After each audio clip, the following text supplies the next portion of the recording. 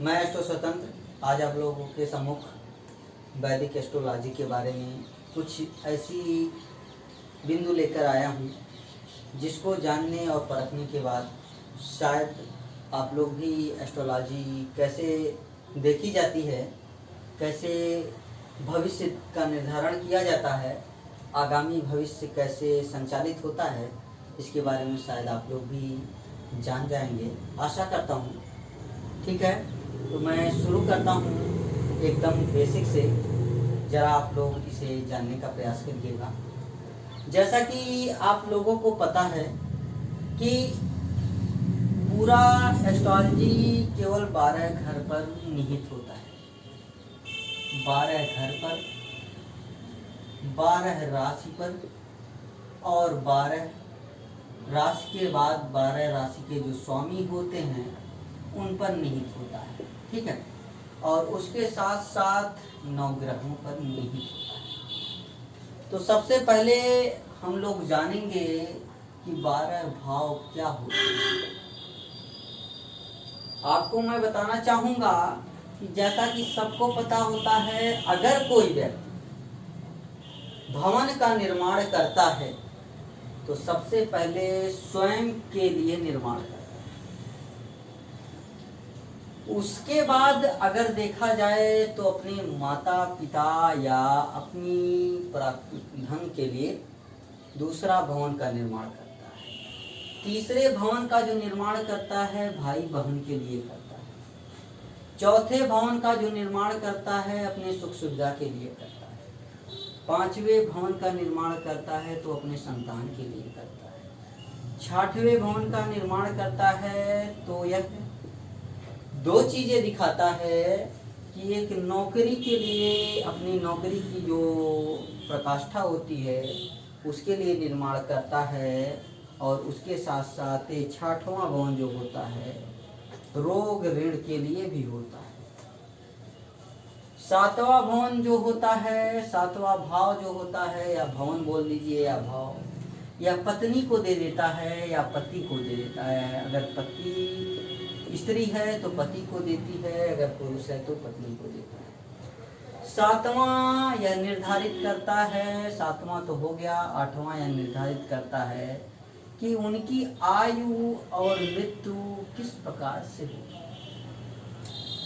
8वां जो निर्माण करता है आपके भाग्य के लिए निर्माण होता है, जबकि 9वां जो होता है व्यवसाय, 10वां जो होता है वह व्यवसाय के लिए होता है, और साथ में पिता को भी थोड़ा सा अंश मात्र दे दिया गया। यहाँ पर माता को दिया गया तो यहाँ पर पिता को दे दिया गया। 11वां अगर देखा जाए तो अंत में क्या होता है कि समाज में आपने देखा होगा कि लोग जब आप वृद्धावस्था में 60 या 65 की अवस्था में होते हैं, ठीक है, 60 या 65 की अवस्था में होते हैं, उस समय होता क्या है कि लोग आपका व्यक्तित्व देखते हैं। क्या देखते हैं? व्यक्तित्व देखते हैं। उसके साथ साथ देखते हैं आपने कितना पराक्रम किया, पराक्रम से कितना सम्मान अर्जित किया। तो यह निर्धारित करता है आपका 11वां भाव कि आपका पराक्रम क्या है, आपका मान सम्मान क्या है, कितना आप अर्जित कर रहे हो। ठीक है, कितना आपके जीवन में उत्थान लिखा हुआ है, कितना सम्मान है। और यहीं पर व्यय भाव बढ़ाने से देखा जाता है। कभी कभी ऐसा होता है कि हमारे जीवन में पैसा बचता ही नहीं। पैसा हम 1 लाख, 2 लाख, 3 लाख, 4 लाख कमाते हैं, लेकिन जैसे ही पैसा आता है वैसे उड़ता है। क्यों उड़ता है भैया? ये व्यय भाव निर्धारित करता है, यहाँ के ग्रह की स्थिति निर्धारित करती है, यहाँ पर निहित राशि निर्धारित करती है। लेकिन ऐसा भी होता है कि आप विदेश चले गए, भैया विदेश क्यों गए? तो विदेश भी यही निर्धारित कर देता है आपको। हालांकि विदेश के लिए 11वां भाव भी कभी कभी लोग देखते हैं, ठीक है, लेकिन मैं पहले 11वें भाव को इग्नोर करूंगा और मैं 12वें भाव को उस पर ज़्यादा प्रेफर करूँगा। ठीक है, तो आप लोगों को पता हो गया कि 12 भाव होते हैं। ठीक है, 12 भाव में अगर कोई भी व्यक्ति बैठा है तो पहला वह अपने के लिए ही निर्माण करेगा, दूसरा अपने धन के लिए निर्माण करेगा, या फिर अपनी वाणी के द्वारा लोगों को कैसे प्रभावित करना है उसको देखेगा, क्योंकि व्यक्ति स्वार्थी होता है। अगर मनुष्य का जीवन प्राप्त हुआ है तो बिना स्वार्थ के आप तरक्की के मार्ग में नहीं जा सकते। तो पहले आप स्वयं को देखेंगे, फिर धन को देखेंगे, वाणी को देखेंगे कि हमारा संबंध तो कहीं नहीं बिगड़ा। फिर उसके बाद ही आप आएंगे अपने छोटे भाई बहन को देखेंगे और देखेंगे कि हमारे भाई बहन को अगर दिक्कत हो रही है या फिर हमारा जो अधिक पराक्रम हो रहा है क्यों हो रहा है, ठीक है। चौथा, फिर उसके बाद आप माता को देते हो, ठीक है। फिर यहाँ से आप अपने सुख सुविधा का भी इस्तेमाल करते हो संपूर्ण परिवार के साथ कि हमारा परिवार कैसा रहेगा, तो सुख सुविधा भी यहाँ से देखा जाता है। अब यहाँ पर देखिए भैया 3 चीज़ हो जाती है, ठीक है। कौन कौन सी 3 चीज़ होती हैं? एक तो आप ज्ञान देख लेते हो, ठीक है। प्रेम किया होगा आपने सभी लोगों ने, शायद किसी ने नहीं किया हो। प्रेम देखा जाता है कि प्रेम भैया चलेगा कि नहीं चलेगा, अगर चलेगा तो कितना चलेगा, अगर नहीं चलेगा तो कितना नहीं चलेगा, प्रेम विवाह होगा या नहीं होगा, ये सब चीज़ें देखी जाती है, ठीक है। और संतान देखा जाता है कि कितनी संतान प्राप्त होगी, ठीक है। लड़का प्राप्त होगा या लड़की प्राप्त होगा, ठीक है। उसके बाद देखा जाता है मिसकैरेज हुआ है या नहीं हुआ। मिसकैरेज में से आपको बताना चाहूँगा कि कभी कभी होता क्या है कि गर्भपात हो जाता है, ठीक है, या बच्चा गिर जाता है, ठीक है। उस कंडीशन पर मिसकैरेज भी यही स्टेज से देखा जाता है, इसी स्टेज से देखा जाता है, समझ गए ना। अब ये छठा भाव जो होता है ये प्लस पॉइंट वाला भाव भी होता है, नेगेटिव भाव भी होता है। छठा भाव होता है, इसमें 2 चीज़ें आ जाती हैं। छठे भाव में 2 चीज़ें आ जाती हैं भैया। आपको मैं बता दूं, थोड़ा सा सबको कंफ्यूजन हो जाता है, लोग बोलते हैं बुरा भाव है जी, बोलते, ठीक है जी। लेकिन बुरा भाव क्यों है इस चीज़ को आप जानते रहिए, क्योंकि यहाँ पर रोग को देखा जाता है, ऋण को देखा जाता है, ठीक है। लेकिन एक अच्छा भाव भी होता है, नौकरी पाना है कि नहीं पाना, बिल्कुल। परिवार को खुश रखना है कि नहीं रखना जी, बिल्कुल रखना। कैसे रखेंगे आप? नौकरी के द्वारा रखेंगे ना जी। नौकरी कहाँ से देखेंगे आप? छठे भाव, छठे भाव से। तो ध्यान रखिएगा कि एक प्लस इफेक्ट होता है, एक माइनस इफेक्ट, ठीक है। अब यहीं पर आ जाइए 7वें। शादी करेंगे आप? बिल्कुल करेंगे ना जी। क्यों करेंगे?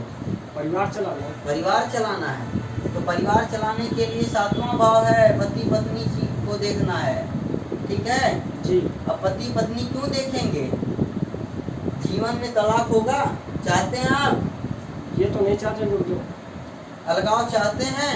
नहीं चाहते। तो यहाँ पर देखना इसके लिए सही है या गलत है? बिल्कुल देखना चाहिए। तो 7वें भाव को क्या कहते हैं? पति पत्नी का भाव कहते हैं जी, बिल्कुल बिल्कुल। सभी लोगों की इच्छा होती है कि हम कितना जिएंगे, बिल्कुल। हमारी मृत्यु कब होगी? हर एक व्यक्ति जानना चाहता है। अकाल मृत्यु होगी, कोई नहीं चाहता। दुर्घटना होगा, जानना चाहता है एक व्यक्ति। सारी चीजें जानना चाहता है, बिल्कुल बिल्कुल। तो किससे देखेंगे? 8वें भाव से। 8वें भाव से, ठीक है। क्यों देखेंगे?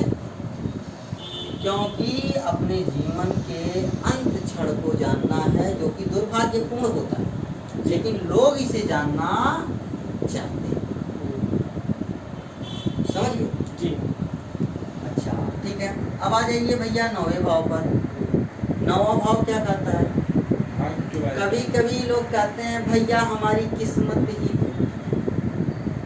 कभी कभी कहते हैं कि भैया हमको परिवार से सपोर्ट नहीं, कभी कभी लोग कहते हैं भैया हमारा भाग्य नहीं साथ। तो अरे आखिर क्यों नहीं दिया? कारण तो जानोगे आप जी, बिल्कुल। साइंस बताएगा कारण आपको? नहीं बताएगा।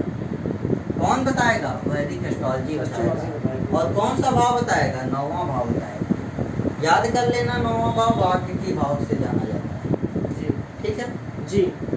बिजनेस, कभी कभी मन में क्या विचार आता है कि मुझे बिजनेस करना है, ठीक है।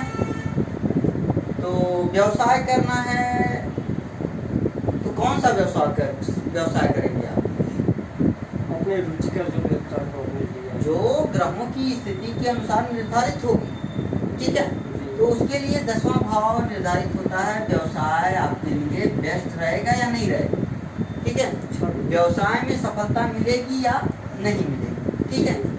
उसके साथ साथ कभी कभी देखा जाता है पिता की स्थिति क्या है, हमारे पिता का चरित्र तो सही है, हमारे पिता का स्वास्थ्य तो सही है। पिता के बारे में भैया जानोगे कि नहीं जानोगे? पिता तो अगर देखा जाए तो इसे आत्मा का कारक माना जाता है, ठीक है। पिता को सूर्य माना जाता है, ठीक है। अगर वो देखा जाए तो पिता के लिए कौन सा भाव देखेंगे आप? 10वां। सभी लोगों की इच्छा होती है हमारी प्रशंसा हो, हमें उपलब्धि प्राप्त हो, ठीक है, हमारी जान पहचान बने, हम प्रसिद्ध हो जाए। प्रसिद्धि का कारक है 10वां भाव के ऊपर का भाव 11वां, ठीक। 11वां मान सम्मान प्रतिष्ठा दिलाएगा तो 11वां भाव दिलाएगा। अब निहित इसमें है कि आपके लिए 11वां भाव का जो राशि निहित है उसके साथ साथ जो ग्रह निहित है वह आपके लिए कितना सपोर्टिव है, आपके जीवन के स्वर्णिम पहलू पर आधारित है या नहीं। अगर स्वर्णिम पहलू पर आधारित है, स्वर्णिम पहलू पर चल रहा है, यानी कि ग्रह आपका पूरी तरीके से सपोर्टिव है, तो उपलब्धि भी दिलाएगा, मान सम्मान भी दिलाएगा, प्रतिष्ठा भी दिलाएगा, ठीक है। और नहीं है तो सीधे अपमान भैया झेलो, आप झेलो, ठीक है।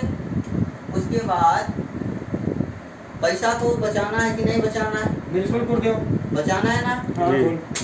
उसके साथ साथ विदेश की शौक है कि नहीं है? नहीं है। नहीं है, ठीक है, बहुत अच्छी बात है। आपके अंदर अगर उतनी महत्वाकांक्षा नहीं है तो बहुत ही उत्कृष्ट बात है। जीवन में आप इसी देश में ही रह करके अपने पतन रास्ते को भी देखने का प्रयास करेंगे, हमें लगता है, ठीक है। तो इसलिए आप पहले व्यय करना सीखेंगे तब विदेश नहीं जाएंगे, ठीक है। तो आप खूब पैसा खर्च करिए और विदेश मत जाइए। अगर आपको खूब पैसा खर्च करते हैं तो विदेश का सौभाग्य नहीं प्राप्त होगा, और पैसा बचाएंगे तो विदेश जाएंगे, ठीक है। और विदेश जाएंगे तो 2 रुपया खर्च करके जाएंगे, 6 पाएंगे, तो ये 12वां भाव, ठीक है।